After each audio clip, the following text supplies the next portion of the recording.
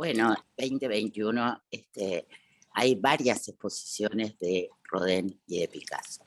Así que vamos a ver un poquito, algo antes de estas exposiciones que están sucediendo, antes de comenzar con la exposición, digamos, clave esta, que es el diálogo entre la obra de Picasso y la obra de Rodin. La exposición que me pareció súper interesante, como para comenzar, es una exposición que está en la Tate Modern en Londres, que se centra como en el proceso creativo de Rodin. Y acá tengo que hacer como una pequeña introducción de por qué se exhiben yesos y no se están exhibiendo mármoles o copias en bronce. Rodin era terriblemente miope, por lo tanto, por eso, digamos, no logró, creo que dio el examen 3 veces y no logró acceder a la Escuela de Bellas Artes. Entonces, toda su vida él trabajó con asistentes en equipos grandes que llegaron a tener, cuando tuvo muchos encargos, llegó a tener hasta 50 asistentes en sus talleres. Pero su forma de conectarse con la escultura, digamos, con la idea, era sobre todo el modelado directo, el modelado con la arcilla. Él trabajaba la arcilla como algunos trabajan el dibujo, ¿no? Con esa frescura y hacía estudios incluso del natural directamente, sin pasar por el dibujo, directamente sobre la materia. Entonces, esto se encuentra mucho más fresco de alguna manera, como para poderlo ver en lo que son estas copias de yeso que dan cuenta como de estas texturas y no han sido modificadas, porque a veces cuando se va al vaciado en bronce, hay un ligero cambio, ¿verdad? Se hacen como modificaciones, no las percibimos de la misma manera. Por eso yo les decía que yo no recuerdo esta exposición de Rodin que vi cuando en el Museo de Artes Visuales, cuando hace muchos años, debe haber sido 70, 71, pero sí recuerdo una experiencia más cercana en el Museo de Bellas Artes de Buenos Aires, donde hay muchas esculturas de Rodin y son yesos. Y estas esculturas para mí son maravillosas porque uno cuando las mira siente cómo trabaja la luz de repente de una forma diferente a lo que se siente en el bronce, ¿no? Es como mucho más directo. Entonces, esta exposición, la Tate Modern, justamente lo que trata de rescatar es ese gesto creador, ese proceso que se ve como en la textura de las obras. Son más de 200 obras, me pareció lindísima la forma de exponerlas con estos cajones, ¿no? Esta idea de que, no sé si son los cajones o no, en los que llegaron embaladas las obras, pero hay algo de eso, ¿no? Como de la obra que ha viajado y llega, digamos, ¿no? de su lugar de origen a otro, que, bueno, es un enorme esfuerzo en estas épocas pandémicas, pero, bueno, se logró. Y entonces, nada, vamos a hablar un poco de Rodin.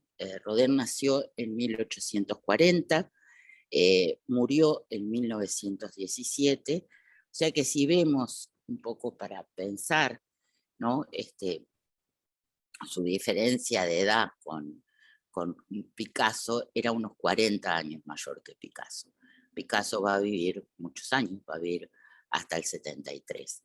Y en este proceso, digamos, creativo, no vamos a hablar de Picasso, pero quería como situarlo en el tiempo. Por ejemplo, tenemos también no solamente las esculturas, como el pensador, ¿no? En su versión en yeso, sino que también vemos bocetos previos como este estudio, miren lo que es, qué maravilla, ¿no? Qué frescura que tiene, este estudio que es previo para el pensador, ¿no? Es como muchas veces los artistas hacen como muchos estudios antes de llegar a la formulación final, y Rodin fue un escultor justamente que trabajó mucho en eso de la búsqueda y en preservar también estos estudios. Ya en 1900, Rodin ya era un artista muy reconocido. Se hizo la gran exposición universal de París, ¿no? Que era el cambio de siglo, eso súper, así como emocionante. Y fíjense si sería ya importante Rodin, que Rodin se hace exponer su obra no dentro del recinto, digamos, y los pabellones de la exposición universal, sino en un pabellón especial, el pabellón del alma, eh, donde de alguna forma reconstituye el taller y está ambientados, ahí hay una foto de la época, como el taller con sus yesos, ¿no? Entonces, es como esto de que, digamos, él le parecía tan importante el proceso, además del resultado, que no tenía problema en mostrar las figuras inacabadas o las figuras que le faltaban partes, o muchas veces partes ¿no? de las obras. Y dentro de esta exposición de la Tate Modern, obviamente hay así, obras de destaque, ¿no? Como este monumento a Balzac, que es de 1898, que fue una obra especialmente polémica, ¿no? Rodin, vamos a situarnos un poco en su época. Rodin era parte, digamos, de un periodo en que lo que estaba triunfando y lo que se valoraba como arte era el arte académico, el virtuosismo de la forma, ¿no? Esa cosa como muy referida al arte griego, al arte romano, pero justamente estamos en un momento como de cambio, ¿no? De cambios muy fuertes que tienen que ver con, ya lo hemos hablado varias veces, ¿no? Con estos retos que impone la modernidad, de un cambio de ritmo en la vida a todo nivel, pero también, ¿no? Esa vivencia muy directa de los efectos de la velocidad, de lo que la diferencia de trasladarse a pie o trasladarse en un vehículo en una ciudad, o de trasladarse en un tren en distancias más grandes, y cómo eso de alguna forma altera la percepción eh, también del espacio y de lo que es el ritmo de la vida. Entonces, de alguna forma, Balzac lo que hace es como, primero, llevar a la escultura algo de ese gesto impresionista de justamente jugar con la luz, pero sin ese acabado, ¿no? que daba a la pintura, que le había dado a la pintura ese proceso de hacer el boceto, llevarlo al estudio y ahí de alguna forma modificarlo, sino que él trabaja como trabajaron también los impresionistas, digamos, a golpe ¿no? de gesto, un gesto que trata de atrapar también eso que es el movimiento, y que el movimiento básicamente es como la esencia de la vida. Pero él va más allá también, y hay un componente que podríamos llamar expresionista, que quizás es en esta época que ya los impresionistas estaban como más aceptados como estética, quizás es lo que provoca más escándalo en las obras de Rodin. Este monumento a Balzac fue un monumento que se le encargó justamente para honrar al gran escritor francés, y él no hace una visión romántica, ¿no? de este hombre, que además era un hombre grueso, bastante desaliñado, sino que lo representa en su bata de escribir. Balzac tenía una prenda, digamos, que usaba como García Márquez usaba un mameluco. Bueno, Balzac usaba una bata para escribir y lo representa como arropado en esa bata gigante, formidable, pero con esa cara que obviamente no es una cara clásica, sino que es una cara como desmesurada. Entonces, digo, no fue muy fácil para sus contemporáneos como aceptar esto como un monumento, porque obviamente era un gesto muy arriesgado, ¿no? Lo de presentar así al gran escritor francés.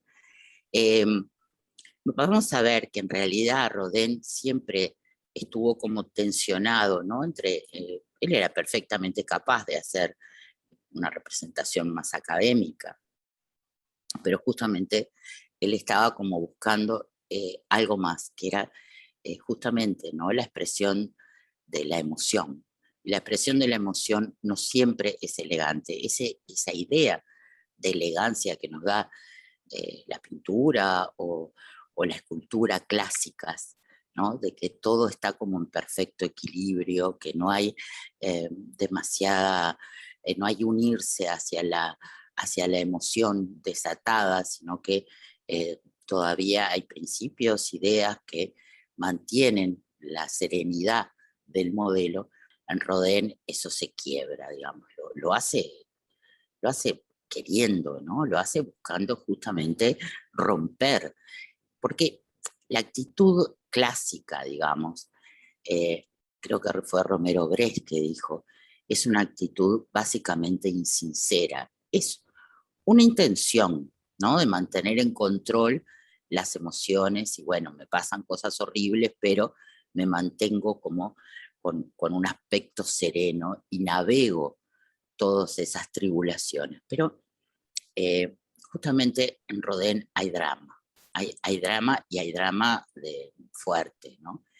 Y en este monumento que le encargó la ciudad de Calais, celebra, honra a unos ciudadanos burgueses que en 1313, en el entorno de la Guerra de los 100 años, eh, está la ciudad sitiada y se ofrecen a entregarse como prisioneros para que se destruya la ciudad.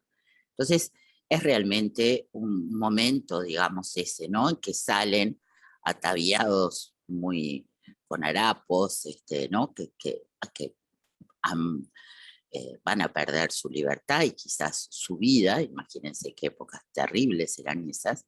Eh, Hay como una especie de juego ahí casi coreográfico entre las distintas psicologías y actitudes ante el mismo drama, ¿verdad? Está este hombre que tenemos estoico, con las piernas separadas, ¿no? Como un árbol que va a soportarlo todo, silencioso. Está el que hace un gesto, está el que duda y piensa en irse, está el que se resigna y baja la cabeza. Es decir, es como toda una especie de puesta en escena, ¿no?, de las emociones que esos hombres sintieron en ese momento. La postura tradicional para expresar esto hubiera sido lo heroico, ¿no? Estos hombres serios y nada, con cara de nada frente al enemigo, ¿no? No dejar que el enemigo vea nuestra vulnerabilidad. Sin embargo, él hace todo lo contrario y lo hace una obra realmente muy conmovedora y, nada, y muy vigente todavía hoy. Eh, Dentro de esta, de esta cantidad de obra, ¿no? Es muy interesante ver cómo él usa el cuerpo humano como una especie de herramienta para las emociones. Prácticamente no trabajó otros temas que no fueran el cuerpo humano, como si el cuerpo humano, su movimiento, su distorsión, fuera suficiente, ¿no?, como para expresarlo todo. Y eso hace, ¿no?, como su obra muy, justamente, muy, muy polémica, por un lado, porque se atrevió a presentar genitales y posiciones que no se habían presentado antes, justamente porque además le fascinaba el tema del movimiento, como una expresión de la interioridad, ¿no?, de esa vida, digamos, que se expresa a través de nuestros gestos, pero no solamente los gestos de la cara, sino también los gestos del cuerpo. Imagínense que estamos en la época victoriana, la época del corsé, la época de que se caminaba ¿no? Las señoras tenían que caminar con pasitos cortos, y él va a hablar, digamos, de otros cuerpos, ¿no? De unos cuerpos que son libres, que se expresan, que se reconocen, que son cuerpos, digamos, que no están disciplinados, son cuerpos mucho más entregados a la vida, ¿no? Cuerpos más salvajes de alguna forma. Y hace que la escultura, digamos, tome no es que sea una escultura que tiene un frente para ver y después olvidemos el resto, ¿no? Simplemente sabemos que es un volumen separado de la pared, sino que realmente uno necesita darse vuelta y verlo, porque está diciendo cosas en distinto tono, según desde el punto de vista que uno lo esté viendo. Eso hace, digamos, que sea súper importante en Rodin, digamos, que tener esa experiencia de dar vuelta, ¿no? Alrededor de las figuras, porque todo está diciendo algo. Esta es otra escultura muy interesante que se llama Las Tres Sombras. Es parte de un proyecto que le llevó a Rodin, lo empezó en 1883, creo, y terminó en 1917 con su muerte. Este proyecto de la Puerta del Infierno es un proyecto que era una puerta para el Museo de Artes Decorativas. Al final hubo un tema de esos típicos de obra pública, se quedaron sin presupuesto, en fin. Y entonces se pensó en colocar esa puerta en un edificio que finalmente no se construye. Y entonces eso le da a Rodin la posibilidad de pasarse años y años retocando y cambiando y creando, digamos, nuevas formas para esta puerta del infierno, que es como un chiste, ¿no? Por las puertas del cielo de Ghiberti en Florencia. Y entonces acá tenemos una versión en yeso y otra. Y entre esta cantidad de esculturas tenemos estos retratos de esta actriz japonesa, Ota Hisa, que, bueno, él estaba muy fascinado con el tema de lo asiático, ¿no? Así como a Picasso le va a fascinar el arte africano, a Rodin, bueno, es muy de la época, ¿verdad?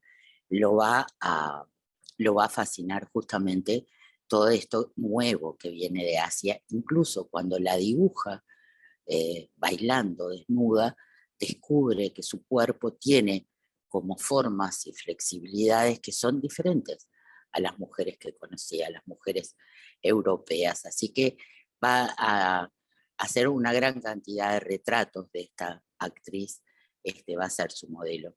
Y una cosa muy interesante es que Rodin muchas veces hacía estudios por separado, ¿no? Tiene obras hermosas como esa que se llama La Catedral, que son 2 manos,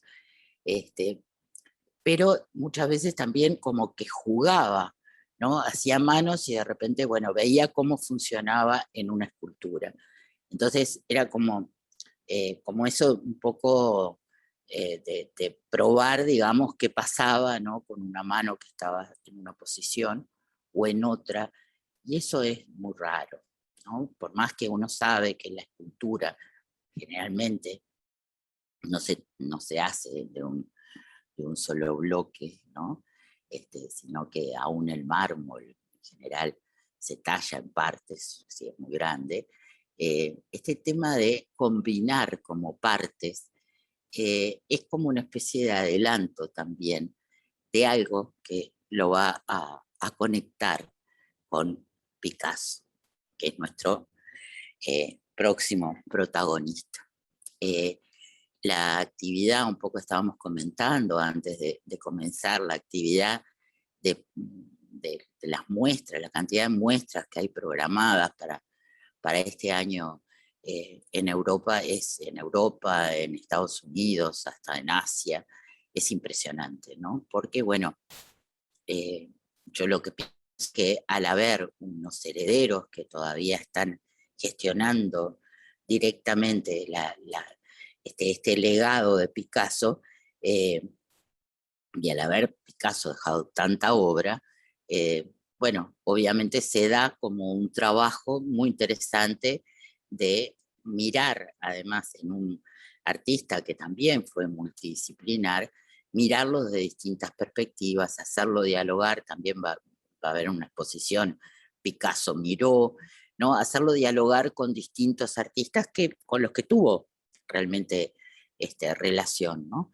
Y en este caso me interesó mucho esto de el Picasso íbero. El Picasso íbero eh, alude a que Picasso en 1905, 1906, conoció en el Louvre, quizás por medio de su amigo Apollinaire, que era poeta que gustaba mucho de las artes plásticas y escribía crítica, y estaba muy fascinado con este arte, empezaron a ver dentro de estas salas de antigüedades de la parte oriental, empezaron a encontrar esto, qué loco, ¿no? París y Picasso encontrando sus raíces ibéricas ahí en París. Eran esculturas que, digo, es la época, ¿no? de las excavaciones también y de los encuentros de culturas originarias de España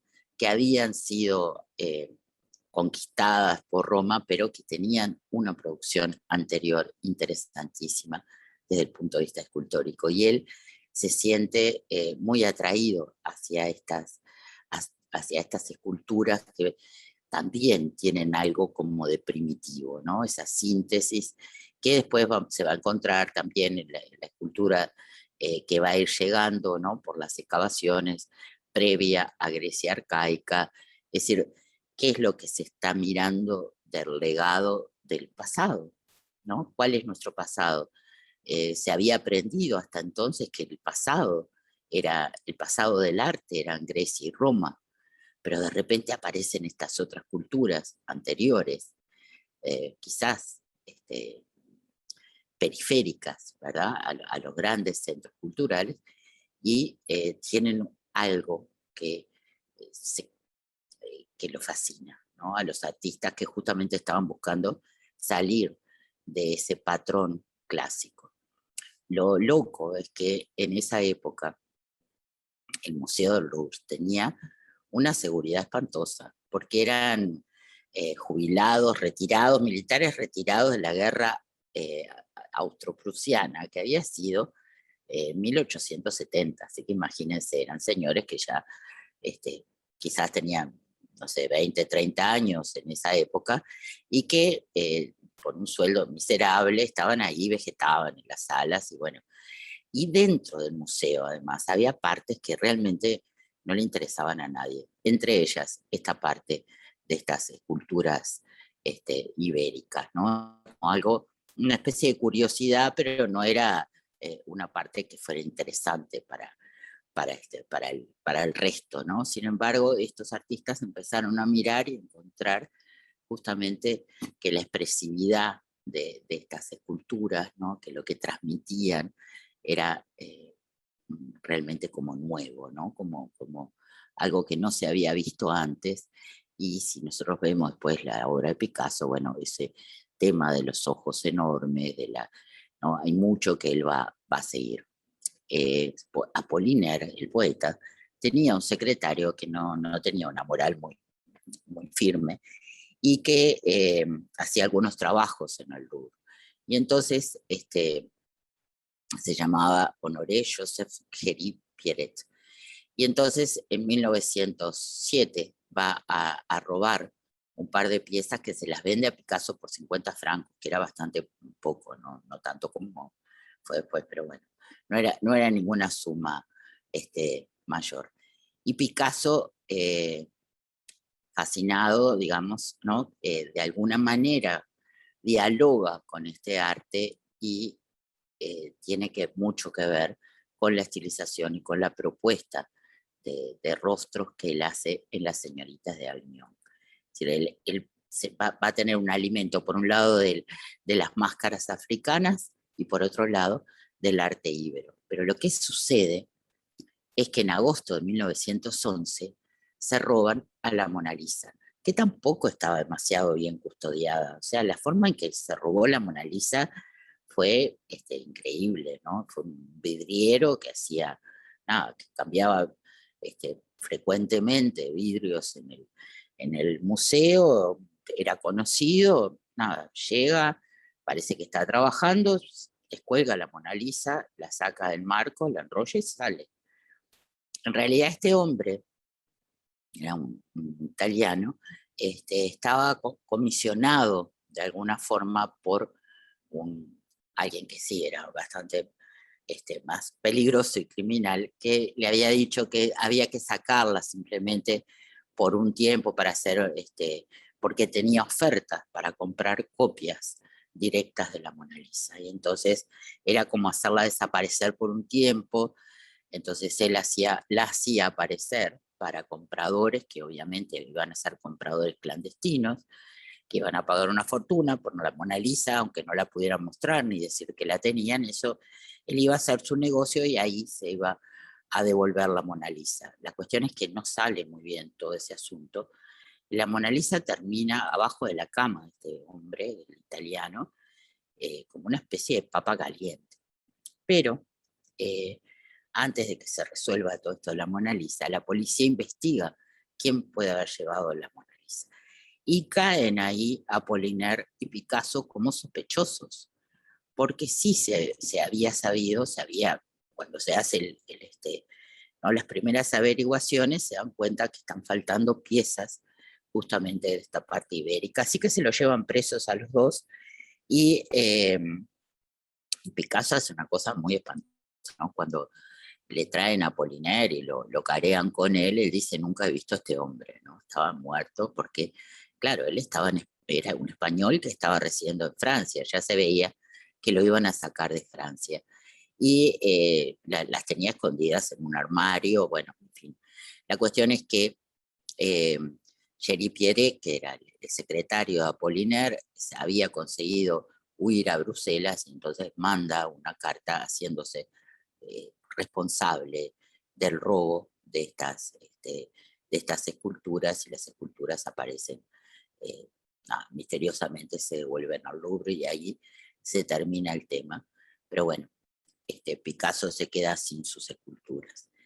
Y acá, fíjense qué interesante esto, que también es parte, ¿no? De la exposición, que confronta esta escultura de Picasso en Barcelona en 1899, este hombre con la nariz rota, con esta escultura también íbera. Como de alguna forma ya empieza esa síntesis y ese tema de los ojos enormes ¿no? a aparecer en la escultura de Picasso.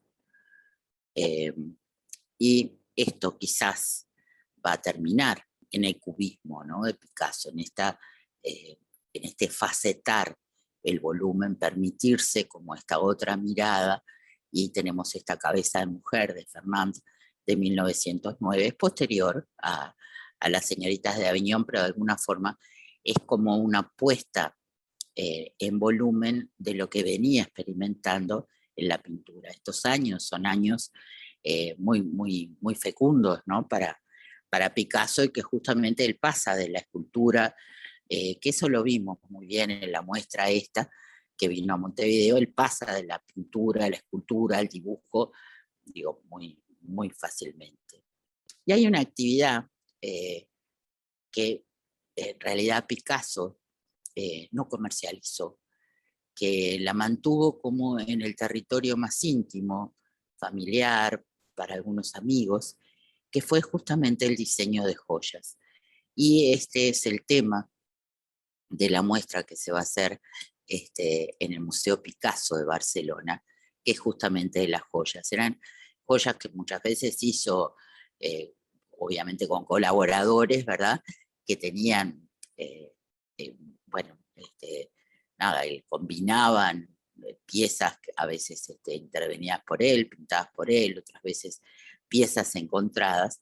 Y acá tenemos una, me encanta haber encontrado esto, porque bueno, siempre me fascinó el collar que lleva François Gillot en esta foto, que es muy famosa, del año 48, y acá tenemos el collar, podemos verlo. Así que esto es la otra muestra que nada, les quería traer.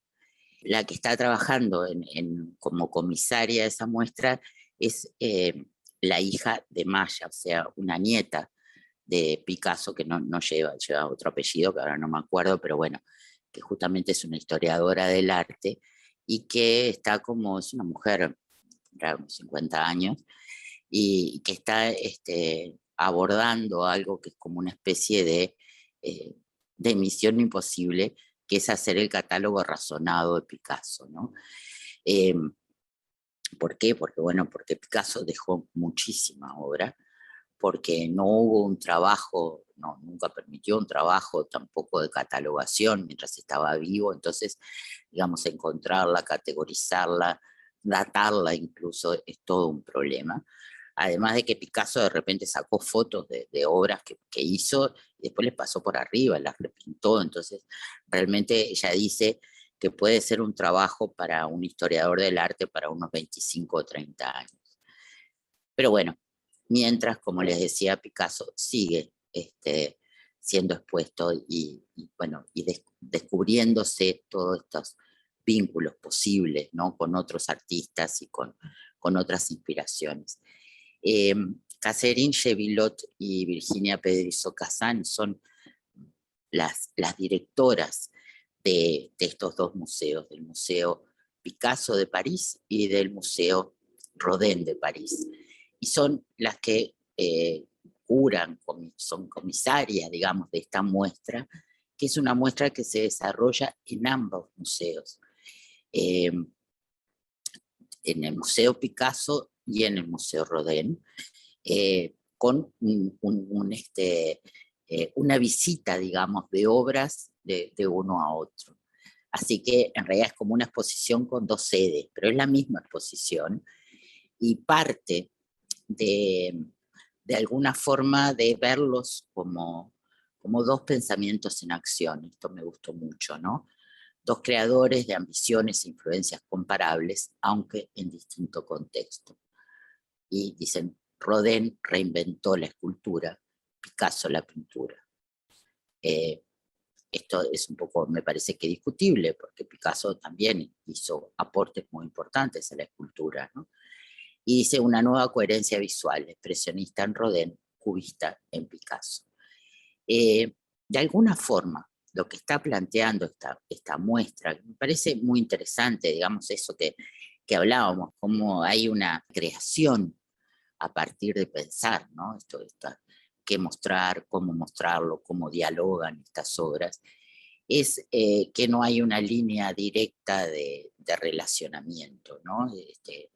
Uno puede encontrar algunos relacionamientos, pero no están explícitos, algunos están como marcados, pero lo que se encuentra, digamos, en realidad un visitante en estos museos es al mismo museo, pero con esta visita, digamos, del otro artista y otras partes donde se puede ver lo que se ve generalmente en el museo. Voy a hacer un breve paréntesis para contar un poquito de qué se tratan estos museos. Ojalá ustedes lo conozcan, después charlamos. El Museo Rodin está en París, que se abrió en 1919 y fue como él donó, ¿no? Toda su obra y también su colección la donó al Estado francés, Rodin. Así que muy poco tiempo después, 2 años después, se abre este museo que sí ha tenido reformas y ha estado cerrado de repente por años, pero que bueno, hoy acoge, digamos, a la colección, digamos, como central de Rodin. En este entorno, ¿no?, arquitectónico tan interesante que sigue siendo el mismo museo. Pero tenemos otro museo, que es el Museo Rodin de Meudon. Meudon está a unos 300 kilómetros de París y fue donde Rodin debe ir entre 1893 y 1917. Y va a morir ahí. Es como muy terrible, ¿no? Porque en realidad esta casa iba a ser destruida, entonces él hace un acuerdo con el gobierno francés de que le permitan usarla y convertirla en un museo, eh, y con la contrapartida de que él va a donar toda su obra y todos sus bienes, ¿no? La obra de otros de su colección al Estado francés. Y yo entiendo que él muere ya durante la Primera Guerra, ¿verdad? La guerra empieza en el 14, Rodin muere en el 17, pero lo que me pareció terrible, la verdad que no lo sabía o no lo recordaba, es que este hombre, ¿no? Que fue tan acaudalado, que fue eh, tan celebrado en su vida, apenas se convierte, apenas hace este acuerdo, y bueno, en realidad es una especie de viejito, ¿no? Del quien ya no se espera mucho, deja de importar y va a morir él y su mujer, Rosa Bonheur, van a morir en una indigencia tal que no tenían dinero ni para calefaccionar ni para comprar gas. Es como muy fuerte esto, ¿no? Como, porque siempre me preocupó cómo se había muerto Camille Claudel, ¿no? Yo decía que horrible, muere en medio de la Segunda Guerra en un hospital. Debe haber sido como muy tremendo, ¿no? ¿Qué pasaría en un hospital psiquiátrico durante la guerra? Qué falta de cosas, de alimentos, ¿no? Habría. Pero bueno, también le toca a Rodin morir en una guerra y su mujer muere de una neumonía, o sea, mueren con muy poquita diferencia los dos. Y Rodin está enterrado y su mujer está en Rosa Bonheur, están enterrados ahí. Y acá está un poquito chica la foto, pero debajo del pensador está justamente la tumba de Rodin.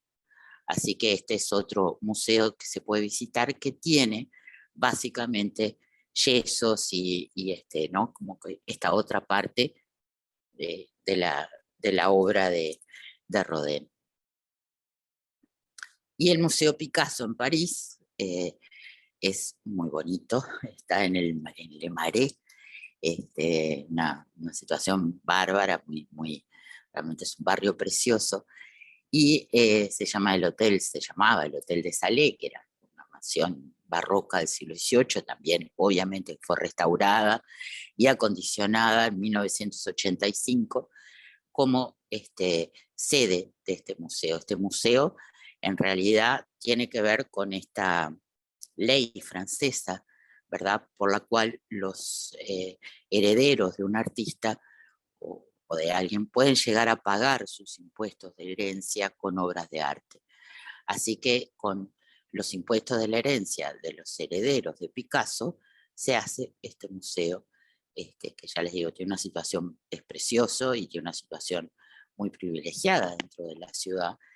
Y se expone, digamos, parte de lo que estaba en manos eh, de sus hijos, ¿no? De los hijos de la primera mujer, de Olga, del hijo de la primera mujer, bueno, en realidad los nietos, de Olga, de Maya y algo de Jacqueline, creo que también, que es un poco, si uno piensa la representación que vino acá, qué es lo que sucede, que en realidad de la obra, por ejemplo, del periodo azul o del periodo rosa, que son muy valiosas, también Picasso vendió mucho y no era tanta cantidad de obra. Entonces, digamos, por eso se muestra menos y se hace mucho hincapié también en mostrar una parte de la obra, que es esta obra ya de madurez, que incluso la obra última, ¿no? Como esta que aparece ahí atrás, que es una obra que los críticos en su momento,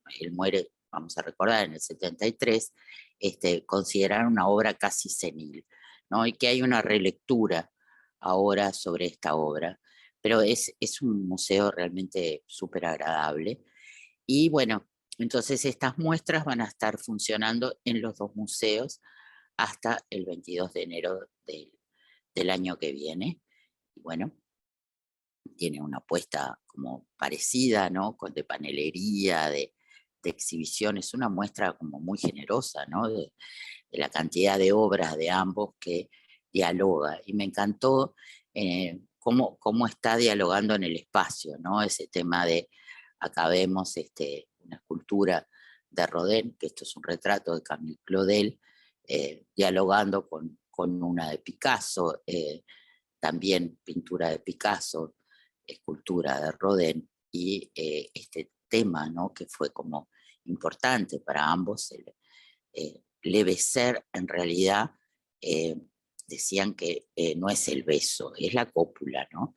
Pero bueno, es una sutileza semántica. Pero bueno, ahí están el beso de Rodin y el beso de Picasso en diálogo. Y me encantó cómo colocaron, ¿no? Aprovechando la arquitectura, también el pensador y el bañista que lee, de 1928 de Picasso. Está muy bueno porque en realidad si uno no llega a tener esta perspectiva, quizás no lea esa intención de relacionamiento, ¿no? Formal entre los dos. Es decir, que vamos a encontrar que hay relacionamientos que tienen que ver con la forma, quizás como el más claro es ¿no? Son sí desnudos, pero en realidad lo que hay es como un uso, digamos, ¿no? de los volúmenes que es parecido en ambos.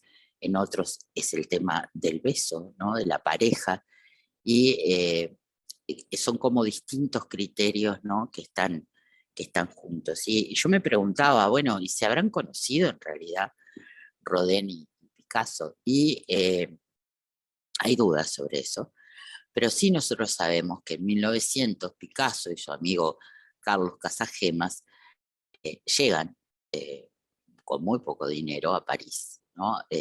Justamente a poder ir a la gran exposición universal de París.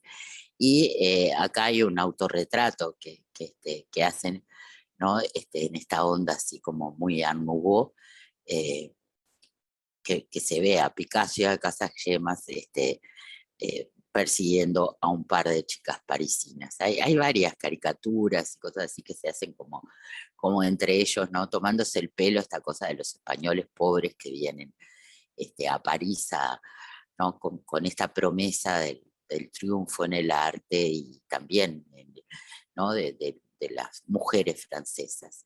Esta exposición entonces, que fue tan importante y en la que Picasso tenía una obra, va a ser paralela a esta de Rodin. Así que se sabe que en realidad Picasso fue a ver esta exposición, y es posible, esto lo dice Richardson, un biógrafo de Picasso, es posible que ambos se hayan encontrado en el taller del pintor español Ignacio Zuloaga, eh, simplemente por un tema, bueno, de amistades, digamos que era como una especie de nexo entre los dos. Ahí les puse una obra de Zuloaga que me encantó, y él va a pasar entre 1889 y 1914, ¿no? Son esos años que va a pasar, y su taller se va a convertir en un lugar como de encuentros.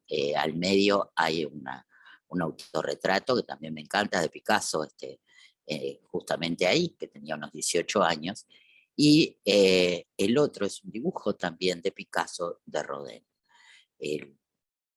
que también está como simplemente dibujado, no hay mucho más, eh, más texto que lo relacione, ¿no? Eh, entonces, estas comisarias, curadoras, buscando estos nexos entre uno y otro, sabemos entonces de la admiración de Picasso, no sabemos si Rodin llegó a conocerlo, pero quizás supo de él, ¿no? Justamente hablan de que los dos tienen en común muchas cosas, ¿no? Como más bien esa actitud frente a la creación. Y que para ambos el taller es un espacio privilegiado de experimentación sobre formas y materiales. O sea, el taller de Picasso sabemos que era un taller, siempre fueron talleres como muy cosas que sacaba de la basura, ¿no? Y que de repente convivían con obras de Renoir o de Braque, que también estaban sin marco, porque era como una especie de convivencia natural de objetos, de obra propia, de obra de otros, que estaba como rodeándolo. Puse esta foto, digo, hay varios talleres que ocupó Picasso, pero bueno, esta me gusta mucho, que es un taller ya de su etapa final, madura, que era en realidad un castillo, y que él tomó las salas más importantes del castillo y las convirtió en su taller. Y ahí tenemos a Rodin también en su taller. Y ambos fueron grandes trabajadores. Fíjense que Picasso, por eso digo ese problemita, ¿no?, de catalogarlo, produjo entre 16.000 obras, como, ¿no?, con lo que sería la estimación más baja, y quizás hasta 45.000 obras. Y Rodin, están catalogadas 90 esculturas, pero a partir de 1890, tenía unos 60 años, él prácticamente deja la escultura, pero va a producir dibujos. Todos los días va a dibujar con modelos contratados, diferentes, mujeres, hombres, y va a producir unos 7.000 dibujos en el total de su vida. Así que son como ambos dos personas, dos artistas que tienen un grado de concentración muy alto en lo que hacen. Otra cosa que tienen en común es que ambos fueron coleccionistas. La colección de coleccionistas de obras de gente que admiraba, no coleccionistas por el tema inversión, sino realmente como una forma de establecer un diálogo con otros artistas. Hubo varios artistas que coleccionaron. Uno de ellos era Degas, por ejemplo, ¿no?, que Degas decía de sí mismo que era casi enfermiza la forma en que quería poseer y tener determinadas obras. Muchas veces también estos fueron cambios, ¿no?, de obra por obra, que, bueno, pero como les decía, en realidad Rodin, ya en 1893, es un artista con unas entradas muy generosas de dinero, y va no solamente a coleccionar arte contemporáneo, digamos, o bueno, ya los impresionistas no eran sus contemporáneos, pero él estaba un poquito después, ¿no? Pero va a tener obra como esta maravillosa, el retrato del Tanguy de Van Gogh, va a tener esta otra, La Isla Bella, el paisaje de mar de Monet, va a tener Renoir también esta obra, y muy interesante, va a tener un cuadro de Munch que justamente representa al pensador. Pero además, como también le gustaban las obras anteriores, va a coleccionar arte antiguo, va a tener pasos griegos, obras etruscas, romanas, en fin, va incluso a tener arte español, y va a tener unas 6.000 piezas para cuando muere. O sea que realmente fue un coleccionista, diría, casi voraz. Y la colección de Picasso, por suerte, Picasso la lega al Estado francés eh, con algo como muy generoso, ¿no?, que es decir que no se puede, no se puede separar, porque de alguna forma eh, estos cuadros, digamos, tampoco fueron comprados o estas obras no fueron compradas por otro interés que no fuera el de estar rodeado y poder conversar con estas obras. Picasso dice, ¿no?, son mis amigos. A fin de cuentas, ¿por qué no se va a poder heredar de los amigos, ¿no?, como aprender de esos amigos?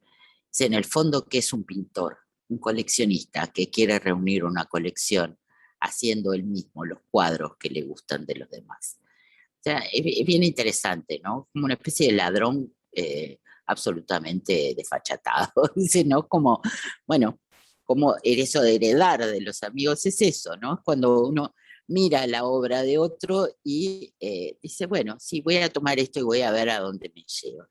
Así que dentro de esta colección que está expuesta en forma permanente en este Museo Picasso de París, hay obras de Renoir, de Cézanne, de Rousseau, de Braque, de Matisse.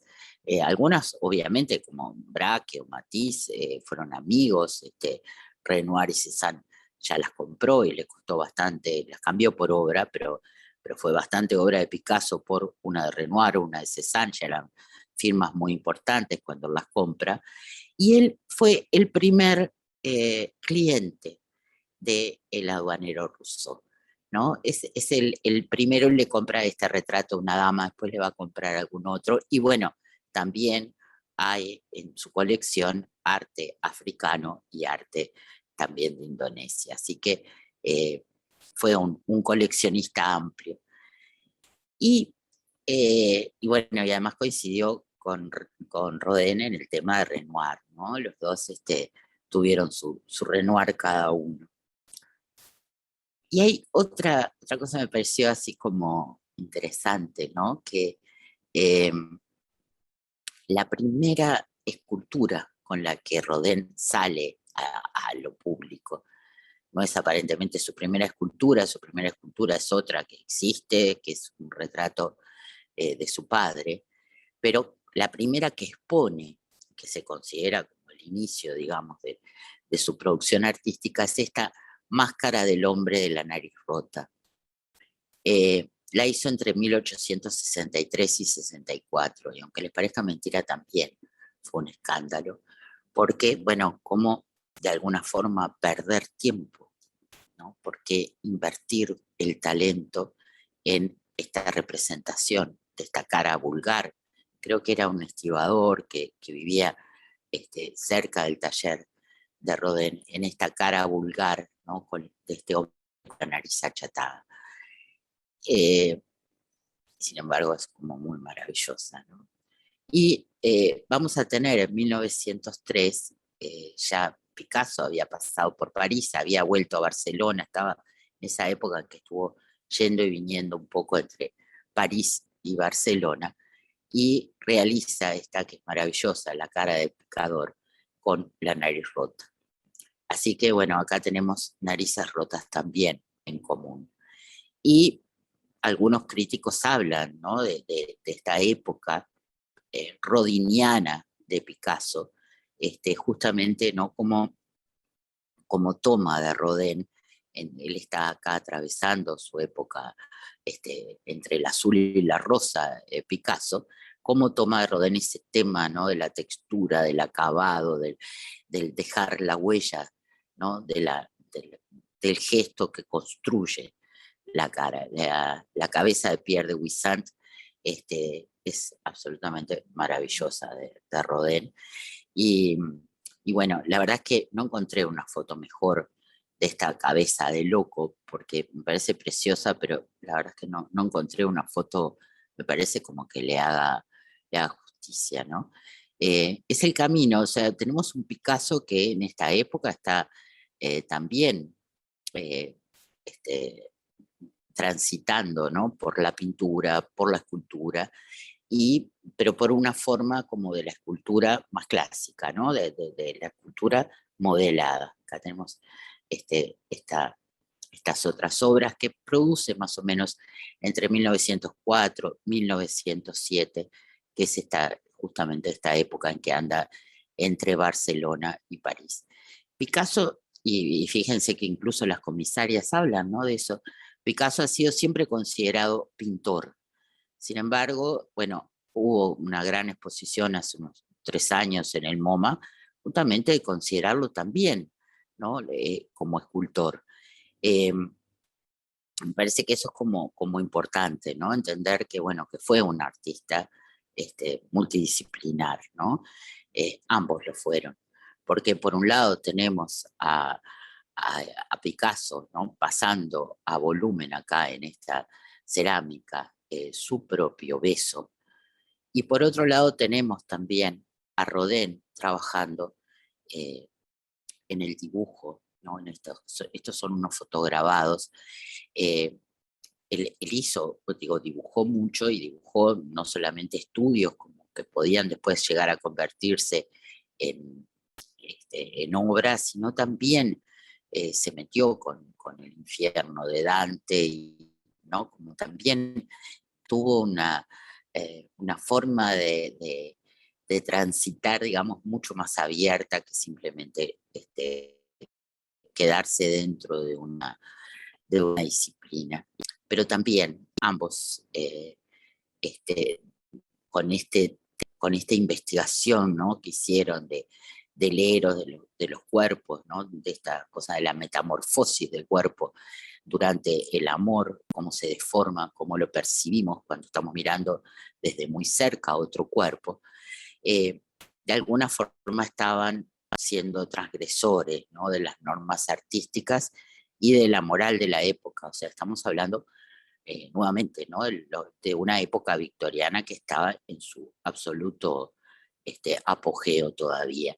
Así que bueno, este tema del erotismo es un tema que los va a atravesar a los dos. Eh, Obviamente El beso es una de las obras más conocidas de Rodin. Tiene muchas versiones. Hay una en mármol, que ya les digo que él trabajaba con asistentes que pudieran tallar el mármol, prácticamente él no tallaba, pero bueno, esa fue una de las tareas, digamos, de Camille Claudel y, ¿no? de otros asistentes muy talentosos que tuvo. Está esta copia en la Tate. Hay una copia en bronce en las Tullerías y también hay otra que se llama La Eterna Primavera, que es parte de la Puerta del Infierno, que podría ser quizás también como una variación de este tema del amor, ¿no? Del amor carnal. Pero bueno, ahora vamos a llegar a la parte de intrusos. Realmente Rodin tuvo una vida afectiva, digamos, bastante compleja. Eh, Tuvo amoríos todo el tiempo y con una gran cantidad de mujeres, pero hubo como dos que me parecen como más importantes. Una es Rose Beuret. Él la conoció cuando ella tenía 18 años, era costurera, era muy bella, y fíjense qué preciosa esa imagen, ¿no? De ella con el sombrero. Era una mujer modesta, pero que tenía mucha gracia, parece, además de su belleza natural, tenía como mucha gracia para usar sombreros grandes y bueno, todo eso que pedía la época, peinados, volúmenes. Eh, Al año de estar en relaciones con Rose Beuret, va a tener un hijo al que no le va a dar el nombre, se va a llamar Augusto, pero va a llevar el nombre de ella, y van a seguir juntos, ella como asistente, como ama de llaves, como compañera durante toda la vida de Rodin.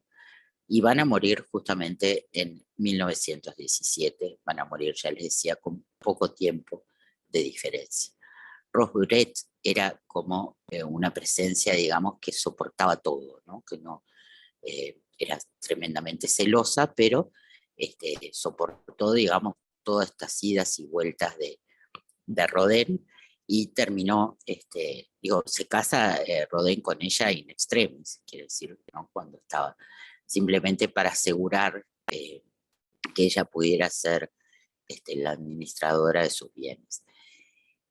Pero bueno, llega Camille Claudel cuando él tiene unos 40 y algo de años y ella tiene 18, 19, llega a su taller y entablan una relación también, como con Ross, muy apasionada. Hay unas cartas que son maravillosas, ¿no? Que Rodin le dice que ya no va a haber otras mujeres, en fin, la llama mi fiera amiga, ¿no? Y va a ser una relación muy interesante desde el punto de vista artístico para ambos. O sea, no se puede considerar solamente a Camille Claudel como una discípula, sino que también fue un artista que colaboró con él y que resolvía partes además enteras de sus esculturas.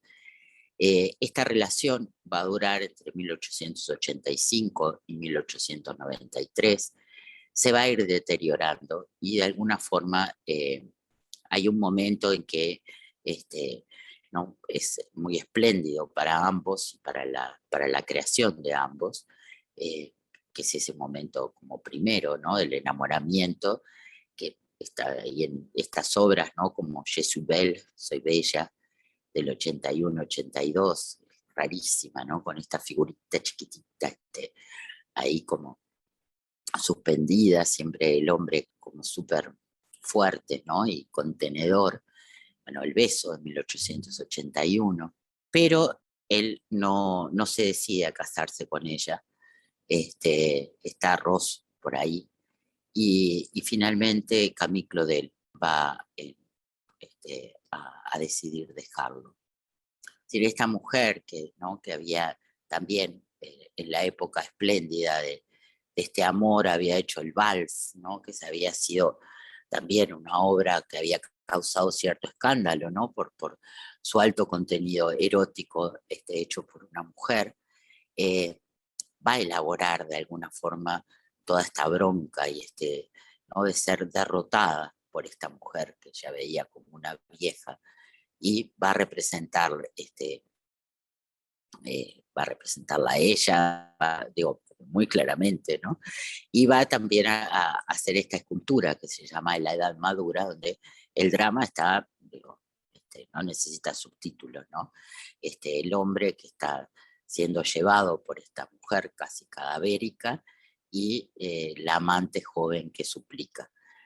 Pero el hombre finalmente se va con ella. Es una forma maravillosa, ¿no? De elaborar un duelo, hacer estas obras de arte.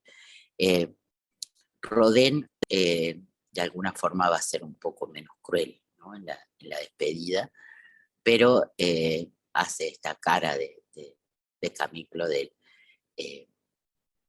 con estas manos que además no corresponden una con otra, ¿no? Es súper interesante tratar de entender qué pasó ahí, que se llama El adiós. Y va a seguir protegiéndola, a pesar de que ella quedó un poco paranoica, decía que bueno, que él eh, no la perseguía y como que no le permitía que tuviera cierto éxito profesional. En realidad Rodin se hizo cargo de pagarle el estudio, y después cuando su madre y su hermano deciden hospitalizarla después de una crisis bastante violenta que tuvo, también se hace cargo de las cuentas del hospital, lo cual no quiere decir nada, simplemente lo cuento. Y bueno, tenemos a Picasso, que es una especie, acá sí, ¿no? Digo, está mucho más documentado todas las que fueron sus amantes, y digo, él también dejó como, ¿no? Mucha obra, bueno, siempre les regalaba a sus amantes además retratos. Eh, Tuvo un proceso muy claro, ¿no? Siempre caso que era como hacer retratos donde al principio las mujeres se veían muy bellas, celebrar su identidad, su belleza, o sea, porque además nunca es una mujer como, como cualquiera, ¿no? Sino que realmente hay como un estudio de, de, de esa identidad, ¿no? De cada una, de lo que cada una es. Pero después, en el caso de su primera mujer, de Olga, después en el caso de Dora Maar también, son como procesos, digamos, ¿no? Que terminan como una destrucción simbólica de la imagen de la mujer. O sea, fíjense que es uno de los retratos de Olga, de su primera mujer, la bailarina rusa de 1920, donde él vuelve, además él ya había pasado por el cubismo, pero como a ella no le gustaba, él vuelve hacia un arte mucho más clásico.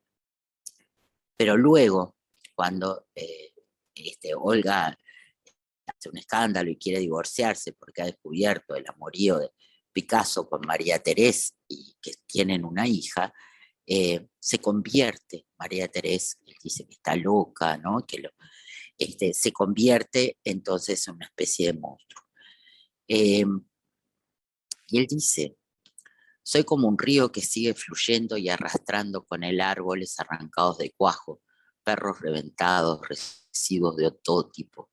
Lo arrastro todo y sigo. Lo que me interesa es el movimiento de la pintura, el esfuerzo dramático de una visión a otra. O sea, hay algo, ¿no? Como un poco titánico en esto que dice, que tiene que ver con ese mito también, ¿no? Del hombre artista, el genio, pero es como una especie de minotauro, ¿no? Es algo también que destruye. Y en el tema de hijos, bueno, la verdad es que ninguno de los dos fue tampoco así un padre perseverantemente amoroso. Al hijo que tuvieron Auguste y Rose, la verdad es que ninguno de los dos le dio mucha bolilla. Eh, él hizo esta escultura preciosa de madre e hijo, pero ninguno de los dos fue un padre presente, ni afectuoso, ni nada, ¿no? Creo que no podían escapar de esa obsesión, así él por su trabajo, ella por él. Y Picasso sí fue un padre mucho más presente y que disfrutó mucho sobre todo de la primera niñez de sus hijos. Parece que después cuando ya crecían, la relación se volvía muy conflictiva. Y en especial con este primer hijo, que realmente él hizo muchas obras, ¿no? De este tema de la maternidad, era bueno, su primer hijo, estaba como fascinado, lo retrató como Arlequín, incluso si se acuerdan, en la exposición de Picasso había una película filmada por Picasso donde se veía al niño disfrazado, que no tenía muchas ganas, pero la realidad es que después, cuando fue adulto, lo humilló y lo hacía ser su chofer, bueno, terminó suicidándose él, después su hijo, o sea, no son historias como muy felices. Y entonces,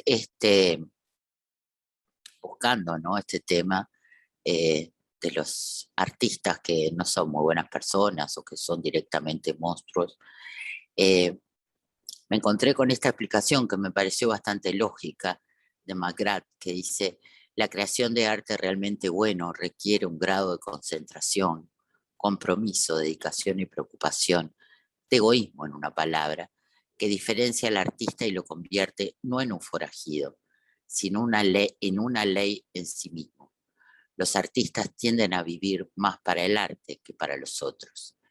Esto explica el motivo por el que la biografía de tantos escritores del siglo XX, que no eran malas personas, estén llenos de matrimonios rotos e hijos ignorados, en el mejor de los casos. Esto lo agrega quien cita. Eh, no sé si esto es así, pero bueno, posiblemente también había un modelo familiar, ¿no? Que tenía que ver con esto de que la concentración, ¿no? y el egoísmo estaban también justificados por esta otra idea, ¿no? Que yo dudé un poco en elegir a estos artistas porque justamente ambos, ¿no? corresponden como a ese modelo del artista genial que viene y da ¿no? en un gesto poderoso cambia el curso del arte. Creo que no es así, creo que ambos fueron exploradores, investigadores y que se arriesgaron, que no son manotazos así de talenteo, pero bueno, siempre a uno le queda esa cosa, esa duda, ¿no? De todas esas mujeres como Dora Maar, que eran tan talentosas, y que después quedaron, después de terminar con Picasso, no hay nada, ¿no? De las historias espantosas, familiares, de maltrato, bueno, en fin. Así que vamos a cerrar por acá y vamos a seguir con esto otro que sí está dentro del discurso curatorial de la muestra. Hay algo muy interesante en lo que ambos coinciden, y uno es en el trabajo seriado, ¿no? Como que se proponían series, investigaban sobre eso, ¿no? Como un tema o una resolución y trabajaban como en serie sin muchas veces terminar. O sea, esa cuestión de que importa más casi el proceso que los resultados, ¿no? Mucha obra que no podría considerarse terminada, porque cuando se termina una obra, ¿no? De alguna forma, la obra puede seguir mutando, puede seguir cambiando, y ambos tuvieron como una posición frente a eso.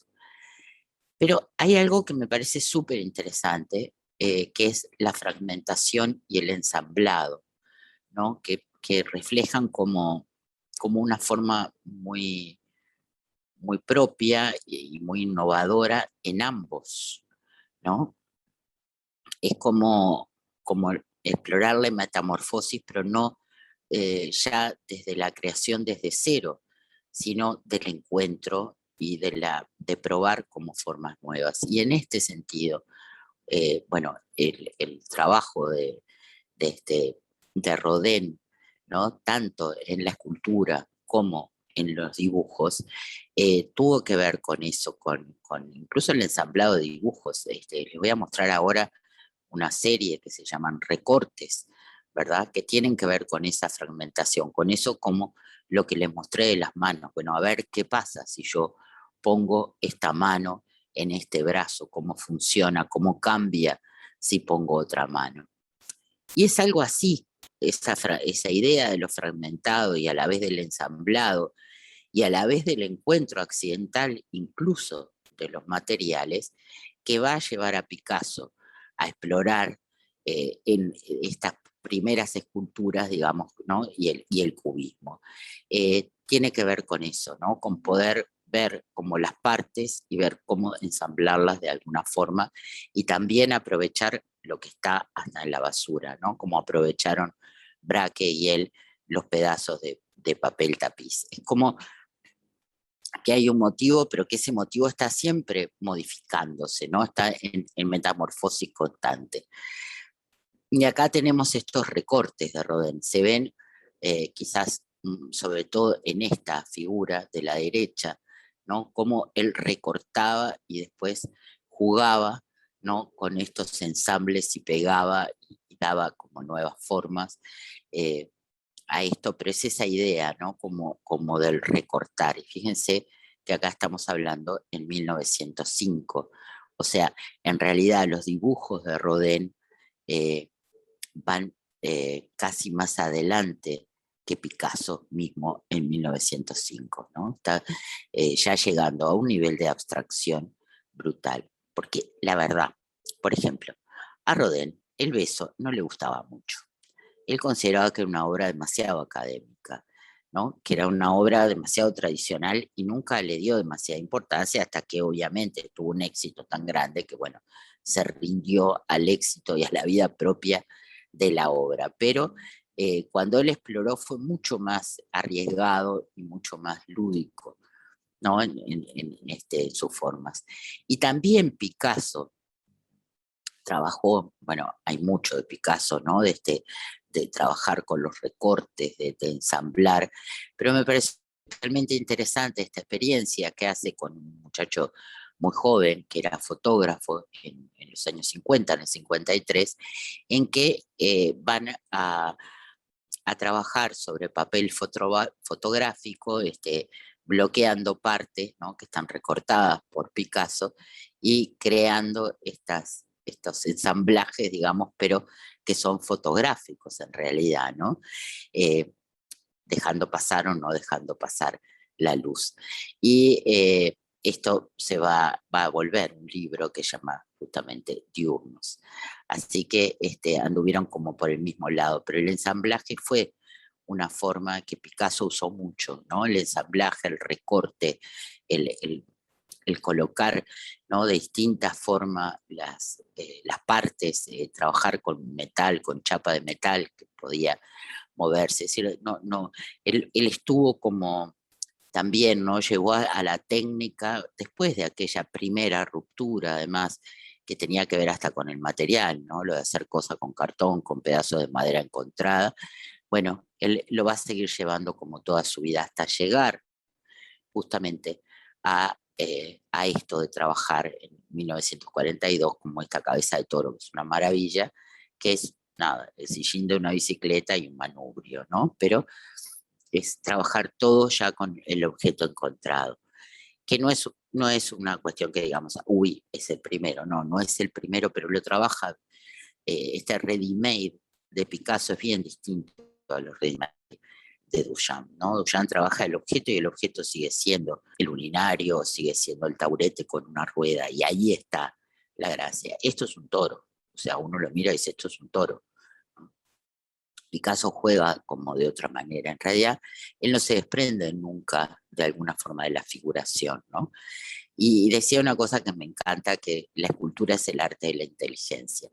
Y acá hay una fotografía de su taller donde también, ¿no? Encontramos como siempre en su taller estuvo acompañado de estas formas, ¿no? Generadas de distinta manera que fue creando. Y él sí trabajó el tema de los animales de una manera maravillosa, ¿no? Tiene una gracia esta cabra, ¿no? Este toro, o sea, él realmente trabajó, además siguió trabajando con materiales como muy pobres. Las vemos en bronce hoy porque, bueno, alguien, ¿no? Hizo todo el proceso para que la obra se conservara en metal, pero no fue creada en metal, sino fue creada justamente o por modelado directo como Rodin, o por ensamblaje de partes, de repente con tela, con cartón, todas unas porquerías, pero bueno, después, claro, cuando pasa al bronce ya tiene otra cosa. Y Rodin justamente siguió también pintando, y también con, bueno, con esta obra, ¿no? Que muchas veces era una obra muy frágil al ser obra de dibujo. Entonces, en 1895 se hizo una serie de fotograbados, una técnica que mezcla la fotografía con el grabado en metal para preservar estos dibujos, y esto se llama el álbum Goupil o álbum Fenel, que es una serie de estos dibujos pasados como a fotograbado. Y otro diálogo que se establece más serio, ¿no? Hemos hablado de los diálogos como formales, eróticos, pero un diálogo como más dramático que se establece en esta exposición es justamente entre el Guernica y la Puerta del Infierno. El Guernica que está aquí es un tapiz que tiene más de 7 metros de largo, que fue realizado por Jacqueline Leabam bajo la supervisión de Picasso, y que se expuso en Naciones Unidas muchos años hasta que hace poco la Fundación Rockefeller, que lo había prestado, lo reclamó. Así que este Guernica, que es a partir del Guernica del 37, está hecho unos años después, y en diálogo con el Guernica, con este drama, digamos, está justamente La Puerta del Infierno de Rodin. Son como dos grandes hitos, ¿no? En la obra de estos artistas que los ponen frente, ¿no? Como al drama existencial y al drama también social y político de su época y universal. Acá les traje unos detalles como de La Puerta del Infierno. Hay un relevamiento fotográfico maravilloso que hizo un artista fotógrafo durante 4 o 5 años. Acá hay una de las fotos. Eh, pero bueno, como ven ustedes, está lleno de detalles como para ver. Algunos, como El Pensador, podemos ver, ¿no?, las figuras exentas aparte, y otras realmente como fue el trabajo de relevamiento de este artista, se necesita subirse con una escalera y explorar las formas, porque se fueron hechas así. Otro diálogo ahí que se establece entonces es, como les había mostrado, entre el pensador y este bañista.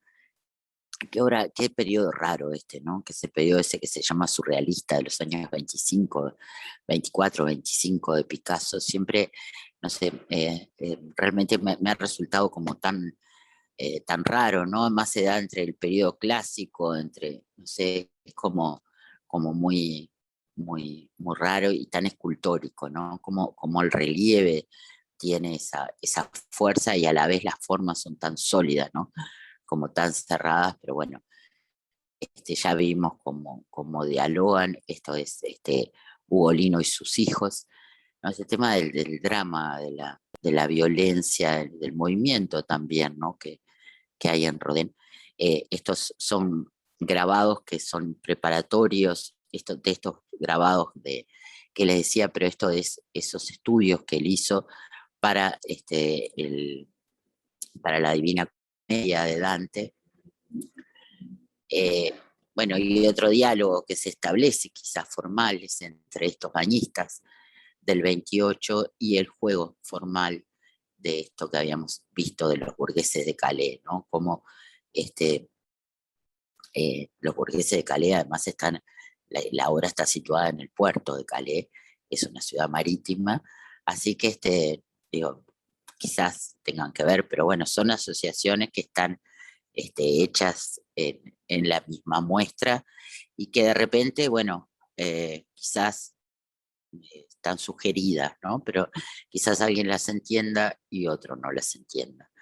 Pero bueno, están estos maravillosos dibujos de Rodin.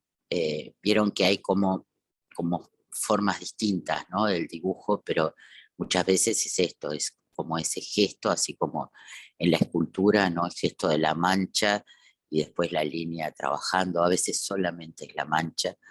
Es impresionante, digamos, ¿no? La potencia que tiene y cómo dialoga con la escultura, ¿no? Como también con esa especie de obsesión por retratar el cuerpo en movimiento extremo, ¿no? Pues justamente esta línea de trabajo se llama genéricamente las danzarinas y tienen que ver, ¿no? Con estas formas danzarinas de Picasso también.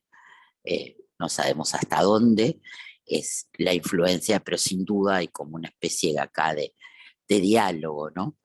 Y dice Rodin en una conversación que tuvo con un escritor que se llamaba Paul Schessel, dice, en la unión de lo bello y lo feo, siempre es la belleza la que triunfa.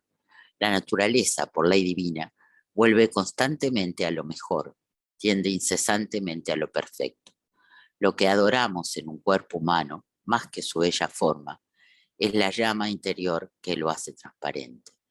Hay algo que él decía, muy interesante, ¿no? Que decía, sí, las mujeres griegas capaz que eran preciosas, ¿no? Pero en realidad la belleza no estaba en esos cuerpos, ¿no? En esa armonía de proporciones, sino que estaba en la mirada de quien las estaba mirando, quien podía, como de alguna forma, darle, ¿no? Esa forma a la mirada, la mirada que estaban recibiendo, ¿no? El escultor también estaba como creando esa belleza, al reconocerla y al poder de repente sintetizarla. Así que bueno, acá estuvieron estos dos monstruos. Muy bueno. Usted lo ha dicho, dos monstruos. Dos monstruos. Qué bueno. Qué ganas que dan, ¿no? Yo realmente me encantaría ver esta muestra. Qué belleza. La pintura tiene eso, ¿no? Que, digo, cuando uno, ¿no? Sí, bárbaro, la pintura uno llega por la imagen, por la fotografía, pero la escultura se necesita. Es otra cosa, sí, sí. Se necesita darle vuelta. Maravilloso. Pero aparte, después de haber escuchado todo esto, ir a la muestra, bueno, ya sería fantástico, ¿no?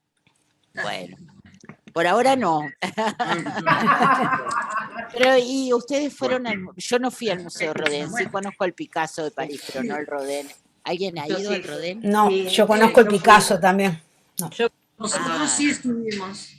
Conozco el Rodin y tiene un patio fascinante, con unas reposeras al fondo. Ay, sí, un jardín precioso. Maravilloso, es para estar. El de París, dicen ustedes, ¿no? No el de Meudon. El de París, el de París. De París. Buenísimo. Sí. Bueno, En fin, habrá que ir, es un buen pretexto eso, quedarse con el Sí, sí. pendiente para decir, bueno, tengo que volver porque Próximamente. no conozco el Museo Rodin.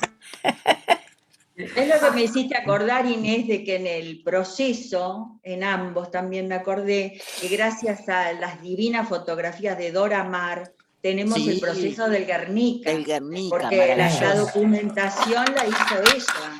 Claro, claro. Fotografiando todos los pasos. Yo no quise meterme mucho porque en realidad además ambos, tanto Picasso como Rodin, además fotografiaron. Además fueron ellos fotógrafos.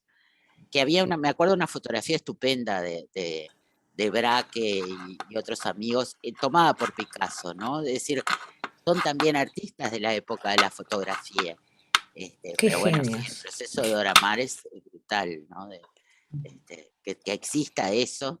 No me acuerdo, son 42 fotos, creo, o algo de eso Maravilla. ¿no? Maravilla. Bueno, buenísimo. Muy bueno. Muchas gracias. Y gracias, Inés. Nos vemos el martes que viene. Que pasen muy bien. Gracias. Bueno, que pasen muy bien. Saludos a todas. Lunes para los que nos vieron. Chao, buenísimo. Saludos a todos. Queridas. Bueno, Nos muchas vemos. gracias. Adiós, Chao. Ceci.